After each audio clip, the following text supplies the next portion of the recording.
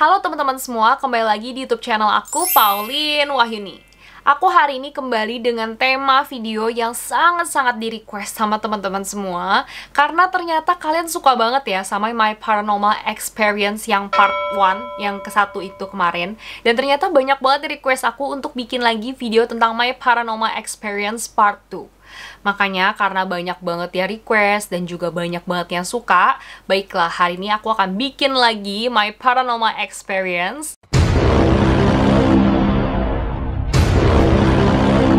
Tentunya semua cerita ini adalah true story. Semua aku alami sendiri, jadi nggak ada yang dibuat-buat, nggak ada yang dibikin-bikin. Nah, pasti kalian udah penasaran kan? Langsung aja kita mulai ceritanya. Cerita ini dimulai pada saat aku umur 14 tahun, itu SMP 2. Jadi pada saat aku SMP 2 itu aku tinggal di rumah lama. Jadi di rumah lama, bukan di rumah ini ya guys. Jadi aku pindah ke rumah ini tuh pas aku SMA 1. Baru aku pindah ke rumah ini. Nah, kondisinya rumah lama aku itu memang serem sih kalau aku akuin ya. Karena rumah aku tuh yang lama lebih ketutup. Jadi kondisinya kayak nggak terlalu banyak cahaya yang bisa masuk ke rumah itu. Terus rumahnya tuh kayak memanjang ke belakang, bukan melebar tapi ke belakang. Terus rumahnya tuh gelap, cahayanya kurang masuk, dan memang ditambah lagi mama aku lebih suka kondisi rumah yang gelap karena dia nggak suka yang terang-terang. Dan rumahnya itu memang posisinya sih agak serem guys. Jadi rumahnya gelap, terus juga kayak terowongan gitu karena kan dia panjang ke belakang kan, jadi kayak bener-bener lorong gitu loh. Nah, jadi datanglah teman-teman kakak perempuan aku dan kakak perempuan aku di rumah ini. Jadi mereka lagi nongkrong nih, kondisinya nggak ada keluarga aku sama sekali ya, jadi pada keluar semua. Akhirnya kakak perempuan aku main sama teman-temannya. Ada satu temennya yang lagi hamil, itu hamilnya udah 7 bulanan, jadi udah gede ya guys. Dan dia akhirnya ke WC dong, karena kan namanya manusia mau ke WC gitu ya. Nah, kalau ke WC itu mereka kan mainnya di sofa depan. Jadi kalau ke WC itu harus ke belakang ke arah teras belakang. Teras belakang itu tuh tempat jemuran, tempat asisten rumah tangga kamarnya, terus juga ada WC tamu, dan juga ada dapur. Jadi dia ke belakang, lalu temennya itu balik dari WC. Nah, dari WC dia balik, dia ngomong gini sama kakak perempuan aku. Rin, kan nama kakak perempuan aku Airin. Rin, tadi gue liat ade lu di belakang, lucu ya. Gue liat di dapur, ade lu tuh putih banget, lucu deh, masih kecil. Terus udah gitu kakak perempuan aku bingung dong. Hah? Adik perempuan yang mana? Kalau masih kecil dia mikirnya aku dong, karena kan aku anak paling kecil. Tapi kalau dibilang masih kecil juga nggak kecil-kecil banget. Aku udah SMP dan kondisinya aku lagi nggak di rumah. Aku lagi pergi sama mama aku. Terus kakak perempuan aku bilang dong, adik gue yang mana? Terus temennya bilang, lah itu yang masih kecil. Hah, masih kecil? Adik gue udah nggak kecil. Adik gue yang paling kecil tuh ya SMP, udah 14 tahun. Dia juga lagi pergi sama mama gue. Terus temennya langsung kaget yang lagi hamil itu. Terus dia langsung kayak diem, bengong. Terus dia bilang gini sama kakak perempuan aku, yaudah lupain aja, besok aja gue baru ngomong gitu. Akhirnya besoknya itu kakak perempuan aku ketemu lagi sama temennya yang lagi hamil, tapi ketemunya di luar, jadi bukan di rumah ya. Terus akhirnya kakak perempuan aku penasaran dong, kepo ya kan, kenapa sih kemarin, cerita dong. Akhirnya temennya yang lagi hamil tuh cerita, iya pas gue ke belakang itu kan gue ke WC. Pas gue dari WC, gue liat di dapur adik perempuan lu tuh lagi main, anak kecil gitu, mainnya tuh di dapur. Terus kakak perempuan aku bilang, hah? Adik perempuan kecil seumur berapa? Terus temennya bilang, ya sekitar umur 6 tahun, 7 tahun gitulah. Putih banget, masih kecil, lucu, main-main. Terus udah gitu gue panggil, heh kamu sini. Terus udah gitu pas gue panggil, dia ngelirik, dia nengok ke belakang. Terus dia langsung kabur ke arah belakang, ke arah jemuran belakang. Terus udah gitu hilang. Gue pikir ade lu mungkin main ke kamar pembantu gitu ya, main ke kamar asisten rumah tangga. Ya udah gue balik aja, gue pergi jalan, masuk ke dalam gitu. Ternyata lu bilang kata ade lu udah SMP, makanya gue kaget. Terus lu bilang ade lu pergi, makanya ya udah berarti itu sosok lain gitu ya, mungkin ya sosok lain yang ada di rumah aku gitu. Nah, katanya memang kan orang yang lagi hamil itu lebih sensitif untuk melihat hal-hal seperti itu ya guys. Jadi mungkin itulah penyebabnya kenapa dia bisa ngelihat sosok itu di rumah lama aku gitu. Oke, jadi tadi itu cerita yang pertama. Cerita pertama sampai di situ aja guys. Kita mulai ke cerita yang kedua. Cerita yang pertama tadi tuh cuma pembukaan, jadi nggak terlalu serem. Cerita yang kedua ini menurut aku lebih serem. Ini aku alami sendiri. Jadi aku inget banget kejadian itu aku masih tinggal di rumah lama aku kelas 5 SD, jadi umur 10 tahun. Karena aku udah cukup gede dan bener-bener berbekas banget kejadiannya di aku, jadi aku sampai sekarang masih ingat detailnya. Jadi pada saat itu aku punya sahabat cewek yang aku kenal dari Puncak. Jadi aku kenal itu di Villa Puncak. Kita main bareng segala macem, akhirnya deket. Terus kita sama-sama tinggalnya di Jakarta sebenarnya. Jadi akhirnya dia itu sering banget nginep di rumah aku.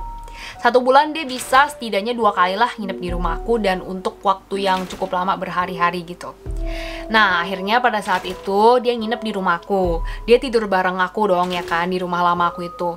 Kamar aku itu sama kamar mama aku di lantai 2. Jadi kita di lantai 2, tapi jaraknya lumayan jauh. Jadi kamar aku tuh di pojok sini, nih di pojok sini, ini WC. Jadi ini WC, kamar aku, terus ini kamar mama aku.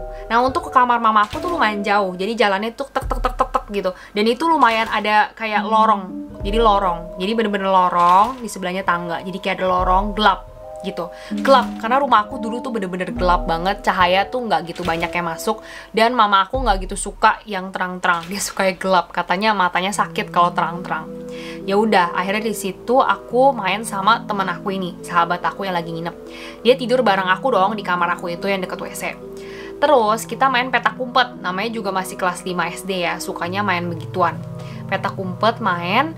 Nah, pada saat itu kita udah gambreng. Ternyata dia yang kalah, akhirnya dia yang jaga, aku yang ngumpet gitu posisinya. Nah, karena aku yang ngumpet, aku langsung lari, aku ngumpetnya di kamar mama aku. Nah, setelah aku ngumpet di kamar mama aku udah ngumpet bener-bener udah di pojok gitu ya. Untuk waktu yang lama, aku bingung, kok nih anak nggak nyari-nyari ya kan? Aku udah nunggu lama, kok nggak dicari-cari. Nah, aku mikir, oh mungkin nih anak lagi makan kali di bawah nih, diem-diem. Karena nih anak nih udah kayak rumahnya sendiri di rumahku. Jadi bisa makan, bisa seenaknya dia deh pokoknya. Ya udah, akhirnya aku pikir, nih anak nggak seru. Ya udah, akhirnya aku udah nggak ngumpet lagi. Aku naik ranjang mama aku, kita nonton bareng. Jadi posisinya ada mama aku tuh di rumah aku. Yang lain udah nggak ada, yang lain tuh lagi kerja jadinya gitu. Dan posisinya itu jam 7 malam. Jadi memang posisinya kakak-kakak aku masih kerja, masih di perjalanan pulang, dan papa aku juga masih di perjalanan pulang jam 7 malam itu gitu. Ya udah, akhirnya di situ aku nonton sama mama aku sambil nungguin nih anak. Aku pikir ntar juga ke kamar sendiri gitu. Udah lama, udah 1 jaman gitu kok nih anak gak ada suaranya, terus juga gak ada ngomong apa-apa gitu. Aku bingung, akhirnya ya udah, akhirnya aku keluar kamar, aku ke bawah, aku langsung ke bawah ke meja makan. Nggak ada nih anak, akhirnya aku ke atas lagi. Ternyata dia itu ada di kamar aku. Tapi di kamar aku pun bukan ada di posisi yang kita bisa lihat. Jadi aku cek dia ada di bawah ranjang. Itu teman aku di bawah ranjang, guys. Aku bingung gitu. Ini ngapain di bawah ranjang? Itu posisi ngumpet, guys. Aku colek dia dong. Aku bilang, lu ngapain di bawah ranjang? Kok lu nggak cari gua? Lu kan yang jaga, gue yang ngumpet. Dia langsung keluar dari bawah ranjang, terus dia langsung bingung. Hah? Gue yang jaga? Kan udah tukeran. Giliran lu yang jaga, gue yang ngumpet. Dia bilang gitu. Terus aku langsung bingung dong. Aku bilang, gila ya, dari tadi aja, dari awal permainan lu aja nggak cari-cari gua, lu tuh belum ketemuin gua, gimana caranya gua udah jaga, lu yang ngumpet jadinya. Akhirnya dia langsung shock, kaget, dia langsung lari ke kamar mama aku, ngibrit guys.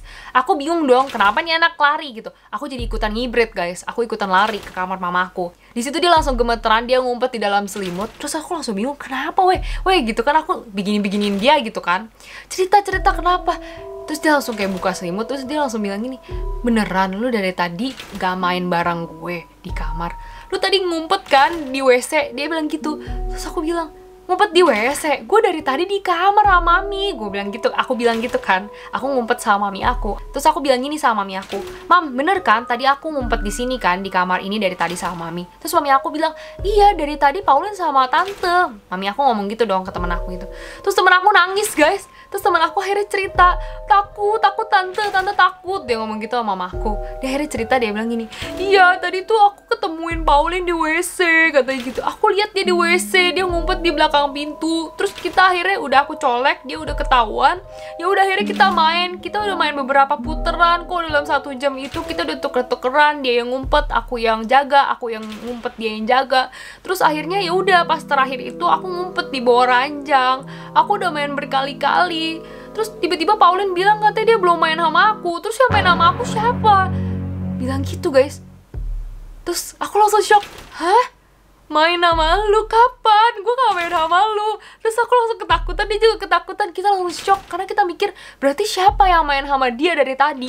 Karena dia bener-bener nangis kejer guys. Bukan kelihatan bohong, dia tuh gak ngebohong. Dia bener-bener nangis guys. Dia ketakutan sampai gemeter, sampai akhirnya kita tidur di kamar mama aku itu. Jadi yang tidur di kamar aku itu papaku. Aku sampai nggak berani, kayak sekitar sebulanan nggak berani tidur di kamar itu sendirian. Sampai setelah 1 bulanan, setelah agak kejadiannya lupa, aku baru berani di kamar itu. Karena bener-bener aku mikir, berarti siapa yang dari tadi main petak umpet sama temen aku gitu kan. Untung banget bukan aku yang ngalamin. Kasian sih temen aku yang nginep, tapi untung banget sih guys, jadi aku nggak ngalamin sendiri. Mungkin si hantunya ini jahil ya, dia itu menyerupai aku, terus dia main sama temen aku, karena kan dia mikir temen aku ini tamu, jadi dia jahilin. Tapi untungnya abis itu nggak ada kejadian kayak petak umpet lagi sih guys, ngeri juga ya. Nah, ada satu cerita lagi, ini cerita yang aku alami pada saat aku kecil, jadi ini lumayan berkesan ceritanya, dan diceritain juga sama kakak perempuan aku juga. Jadi kejadian itu pas aku sekitar umur 5 tahun. Jadi pada saat 5 tahun itu aku tuh deket banget sama kakak perempuan aku yang paling besar. Jadi kakak perempuan aku itu beda 17 tahun sama aku. Jadi pada saat aku umur 5 tahun itu berarti dia itu umur 22 tahun. Jadi dia itu kayak punya grup geng gitu. Jadi bukan geng ya. Jadi kayak perkumpulan teman-temannya yang sering banget main di rumah aku. Nah, aku juga deket sama mereka. Aku sering banget diajak sama mereka naik motor dan lain-lain. Nah, pada hari itu kita tuh lagi main ke rumah temen cici aku yang cewek. Nah, di situ aku diajak. Jadi aku satu-satunya anak kecil di sana, umur 5 tahun. Yang lain tuh udah pada gede-gede, udah pada 22 tahun semua gitu. Nah, di sana jadi kebetulan ini ruang tamu nih, ya, sofa gitu. Nah, di sini ada kamar. Kamarnya itu gelap tapi dibuka pintunya, terus itu gelap banget dan itu kamarnya jarang dipakai.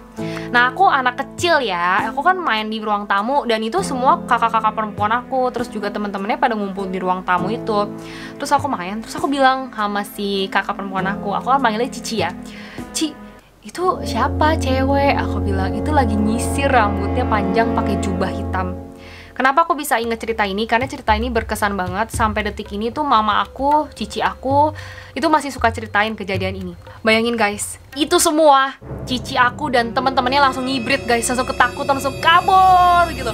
Kenapa kabur? Karena kamar itu kondisinya kosong, nggak pernah dipakai. Jadi bener-bener kayak kamar kosong doang, dibiarin di depan ruang tamu gitu.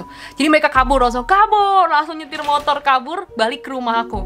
Karena di situ kan mereka nganggapnya aku anak kecil umur 5 tahun, biasa kan lebih bisa ngeliat begituan ya. Dan rumah itu memang lagi pada saat itu cuman ada mamanya sama si teman cici aku dan juga teman-teman cici aku dong. Pokoknya di kamar itu lagi kosong banget, jarang dipakai guys. Dan mereka ngeliat itu nggak ada apa-apa, nggak ada siapa-siapa di kamar itu dan gelap banget kondisinya. Jadi yang ngeliat ada yang nyisir itu cuman aku doang. Gila sih guys, itu pengalaman yang bener-bener berkesan juga di aku. Aku sebenarnya masih kayak samar-samar inget sih kejadiannya pada saat itu gitu. Cuman nggak 100% itu diingetin sama cici aku dan juga sama mama aku sampai detik ini gitu. Yaudah, sekianlah cerita itu dari aku. Itu dia my paranormal experience. Semoga bisa menghibur teman-teman semua. Nah, buat teman-teman yang mungkin punya pengalaman paranormal experience yang paling serem, paling berkesan buat kalian, kalian boleh banget ceritain di kolom komentar. Karena jujur aku penasaran banget, pengen banget baca paranormal experience dari teman-teman semua. Kalau kalian suka sama video ini, kalian langsung aja subscribe channel ini, like video ini, dan juga share video ini di semua sosial media kalian. Kalian juga boleh banget untuk tag ke Instagram aku, nanti aku akan langsung repost dari Instagram aku pribadi. Follow juga Instagram aku Pauline Wahyuni, di sana itu aku banyak share tips kecantikan, kesehatan, kegiatan yang mungkin berguna buat teman-teman semua. Jangan lupa juga untuk tekan tombol lonceng yang di sebelah tombol subscribe biar kalian selalu mendapatkan notifikasi dan gak ketinggalan setiap aku upload video baru. Kita berjumpa lagi di video berikutnya. Dadah!